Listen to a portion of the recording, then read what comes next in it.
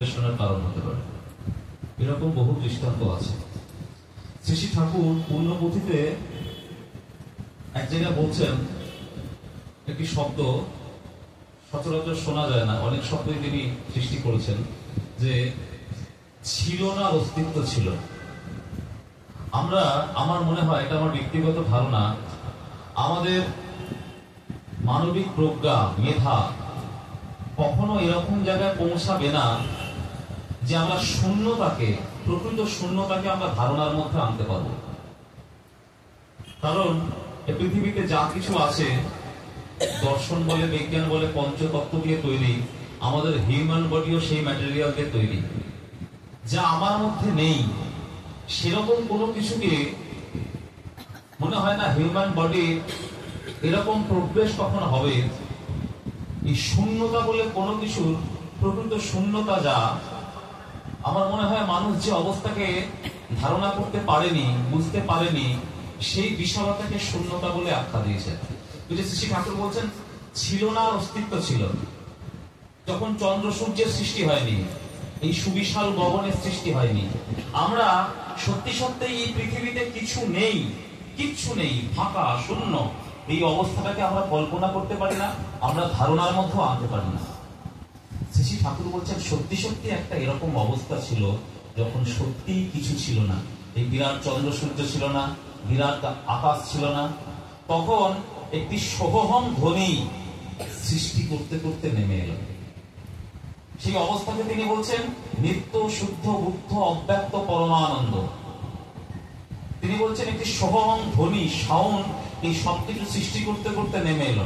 আর আমাদের উপনিষদ বলে শব্দৈব ব্রহ্ম, শব্দ থেকে সব সৃষ্টি হয়েছে। আর ঠাকুর বললেন সত্যি সত্যি যখন কিছু ছিল না, তখন একটা সাউন্ড সব সৃষ্টি করতে করতে নেমে এলো। আমরা সিলেবাসে পড়েছি ছোটবেলায় যে শব্দ যেখানে আছে সেখানে একটা ভাইব্রেশন আছে, কম্পন আছে। শব্দের উৎপত্তি হয় ভাইব্রেশন থেকে। ভাইব্রেশন তিন রকমের হয়। একটা হচ্ছে এই ভাইব্রেশনের একটা ফ্রিকোয়েন্সি আছে, কোথাও আঘাত হলো, সেই ফ্রিকোয়েন্সিটা, কম্পনাঙ্কটা যদি সেকেন্ডে 1 থেকে 20 বারের মধ্যে হয়, সেটাকে বলে শব্দের তরঙ্গ বিজ্ঞানের ভাষায়। সেই ফ্রিকোয়েন্সিটাকে হিউম্যান বডি নিতে পারে না, অত কম কম্পনাঙ্কের সাউন্ড আমরা শুনতে পাই না।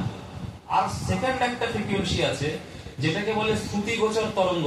যখন সেকেন্ডে একটি কম্পন বা ভাইব্রেশন 20 থেকে 20,000 বারের মধ্যে হয়, সেটাকে বলে শ্রুতিগোচর তরঙ্গ। আমরা সেটাকে শুনতে পারি। আমাদের মেকানিজমটা সেরকম তৈরি, আমাদের কর্ণপটহ ওই ভাইব্রেশনের সাউন্ডটাকে নিতে পারে। আরেকটা শব্দ আছে, সেটাকে বলে শব্দের তরঙ্গ। কখন? সেকেন্ডে একটা ভাইব্রেশন যা 20,000 বারের উপরে হয়েছে। এর একটা বাস্তব উদাহরণ দিলে বুঝতে পারবেন, এই বেতার তরঙ্গ। দেখবেন আজও এফএম বা রেডিওতে যখন কোনো অনুষ্ঠান প্রচারিত হয়, এই কেন্দ্র থেকে এই অনুষ্ঠান প্রচারিত হচ্ছে এত মেগাহার্টজে। এই মেগাহার্টজটা হচ্ছে ওই ভাইব্রেশনের ইউনিট। এটা হিউম্যান বডি শুনতে পায় না। রেডিওর পিছনে, টিভির পিছনে যে চৌম্বক দিয়ে ট্রান্সমিটার লাগানো থাকে, ওই ট্রান্সমিটারের কাজ হচ্ছে ওই ভাইব্রেশনটাকে ওই ওয়েভের নিচে নামিয়ে আনা, যেটাকে হিউম্যান বডি শুনতে পারে, 20,000 বারের নিচে নামিয়ে আনা। ছোটবেলায় দেখতাম অন্ধকারের মধ্যে আমাদের গ্রামের বাড়িতে চামচিকে দেখেছেন, ছোট প্রাণী, নরম, তার খুব গা, মাঝে মধ্যে সে গায়ে ধাক্কা মারতো, খুব নরম। দেখছি একটা চামচিকে অত্যন্ত দ্রুত গতিতে যায়, সে একটা দেয়ালের দিকে যাচ্ছে, মনে হলো এই ধাক্কা মারবে আর পড়ে যাবে। একদম দেয়ালের কাছে গিয়ে 1 সেন্টিমিটার আগে যেদিকে ফাঁকা আছে সেদিকে বেঁকে যায়। ছোটবেলায় বুঝতে পারতাম না, বই পড়ে জানলাম ওই চামচিকের ভোকাল শ্যাকের ভাইব্রেশন সেকেন্ডে 20,000 বারের বেশি। ও তীব্র স্বরে সাউন্ড করে, যেটা আমরা শুনতে পাই না। ওইটা যখনই দেয়ালে গিয়ে আঘাত করে, সাউন্ডটা, ওটা যখন রিফ্লেক্ট হয়, ওর যে নরম গা, সাড়া প্রবণ গা, ওটা যখন তার বডিতে সে রিফ্লেক্ট করে, যেদিক থেকে ধাক্কা পাচ্ছে না সেদিকটা ফাঁকা, সেদিকে বেঁকে যায়। আমরা এই যে প্রতিদিন নিয়মিত নাম ধ্যান করি, এই নাম ধ্যানের শ্রী ঠাকুর বলেছেন, আমরা সবাই বুঝি যে নাম ধ্যান করলে মানুষের বিপদ আপদ থেকে রক্ষা পায়, মানুষ তার আগত অনাগত দুর্বিপাক থেকে রক্ষা পায়। এর মধ্যে সম্পূর্ণ একটা বিজ্ঞান ভিত্তিক ব্যাপার হচ্ছে এই আমরা নিয়মিত নাম ধ্যান করলে আমাদের শরীরের স্নায়ুতন্ত্রগুলো, আমাদের ব্রেনের ইনঅ্যাক্টিভ সেলগুলো, আমাদের বডির অ্যাকসেপ্টেন্স ক্ষমতাটাকে ওই জায়গায় নিয়ে যায়। ওই যে নাম ধ্যান করলে আগে শুনতাম তারা জ্যোতিরা ছিলেন, শ্রী ঠাকুর তাদের জন্য জ্যোতি আশ্রম করে রেখেছেন, তারা অনাহুত নাচ শব্দ ধ্বনি শুনতে পেতেন। কেন পেতেন না? ওই নাম ধ্যানের মধ্যে দিয়ে তাদের শরীরকে এতটাই সাড়াপ্রবণ করেছেন, মহাজাগতিক যে শব্দ আমরা স্বাভাবিক অবস্থায় অনুভব করতে পারি না, তারা নাম ধ্যানের মধ্যে দিয়ে সেই শব্দ, সেই ধ্বনি, সেই জ্যোতিগুলোকে তারা তাদের শরীরের মধ্যে দেখতে পেত, শ্রবণ করতে পারত।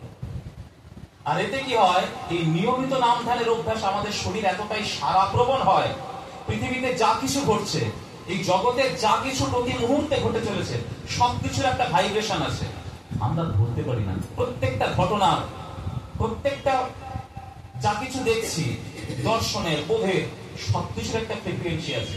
এই নাম ধ্যান করলে কি হয়, আমার শরীর, আমার স্নায়ুতন্ত্রগুলো সেরকম সাড়াপ্রবণ হয়ে ওঠে, এই প্রত্যেকটা ফ্রিকোয়েন্সিটা প্রত্যেকটা ভাব তরঙ্গকে অ্যাবজর্ব করতে পারে। তখন আমি আমার চারপাশে কি ঘটছে না ঘটছে তার ক্রিয়া সম্পর্কে আমার শরীর একটা অটো রিয়াকশন দেয়, যেটা হচ্ছে কি বলে, স্বতঃস্ফূর্ত একটা রিফ্লেকশন দেয়, যা থেকে আমি আমার আপদ বিপদ থেকে রক্ষা পেতে পারি। এই হচ্ছে নাম ধ্যানের সঙ্গে আমাদের শরীরের স্নায়ুতন্ত্রের মর্মজের বৈজ্ঞানিক সংযোগ। এটা শুধু আধ্যাত্মবাদ, দর্শন বা তাত্ত্বিক কথা নয়। পরম পূজ্যপাদ শ্রী বর্দার শতবর্ষে সৎসঙ্গ পাবলিশিং হাউস থেকে দুটো বই পাবলিশ হয়েছিল। একটি আত্মজনের কথা, যেখানে তার পরিবারবর্গ তাকে নিয়ে লিখেছেন, আর একটি সাত্যত কথা, তার সঙ্গ করেছেন যে সমস্ত ভক্তরা, তাদের লেখা সেখানে আছে, সহ্য সাধনটার লেখাও আছে। সেখানে অসিত সান্যালদা লিখছেন, আমাদের যিনি গান করেন কুটনদা, ওনার বাবা অসিত সান্যালদা লিখছেন যে তাকে একবার শ্রী বর্দা বলছেন, কেউ কোন যিনি নাম করছেন বা ধ্যান করছেন, তার নাম ধ্যানের গতি আমাদের ঋত্বিক দাদা কেমন করে শেখান, দীক্ষার সময় শিখিয়েছেন। নামে বসবে, চক্র ধ্যান করবে, ওই 4 অক্ষরের বীজ নাম ধীরে ধীরে শুরু হবে একটা লয়ে, তারপর শরীরের কোনো জিভ, ঠোঁট, দাঁত কিছু নড়বে না, ভিতরে ভিতরে স্নায়ুতন্ত্রে অনুরণিত হবে সেই শব্দ, এবং সেটা ধীরে ধীরে বাড়বে।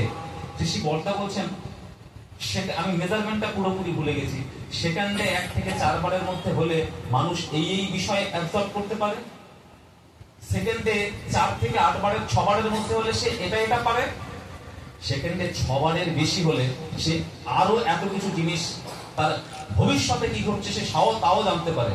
তার স্নায়ুতন্ত্র এতটাই সাড়াপ্রবণ হয়। চক্রতীর্থ সৎসঙ্গ বিহারে যখন 100 বর্ষ হলো, আগের দিন রাত্রে পরম পূজ্যপাদ শ্রী আচার্যদেব পৌঁছে গেছিলেন সেই 100 বর্ষ উৎসবে থাকার।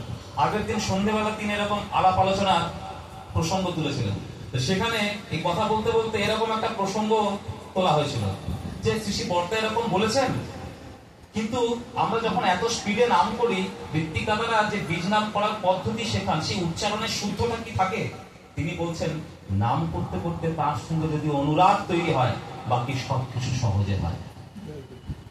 তাই এই নাম ধ্যান হচ্ছে তার সঙ্গে আমাদের অনুরাগ তৈরি করে, আমাদের টান তৈরি করে। এই সৎসঙ্গ, উৎসব, অনুষ্ঠান, দিব্যাংশ যা কিছু এগুলো থাকবে জীবনে, কিন্তু দিনের শেষে ফিরে গিয়ে 5টা মিনিটের জন্য যদি আমার সঙ্গে তার একাকিত্ব না হয়, আন্তরিক ভাব তৈরি না হয়, তাহলে এই অনুষ্ঠানগুলো দিনের শেষে, ঠাকুর বলেছেন, পথে তুই কাল হারাবি অনুষ্ঠানের মহড়ায়, অনুষ্ঠানে বসলোকে পাওয়া যেত গেল বললেন।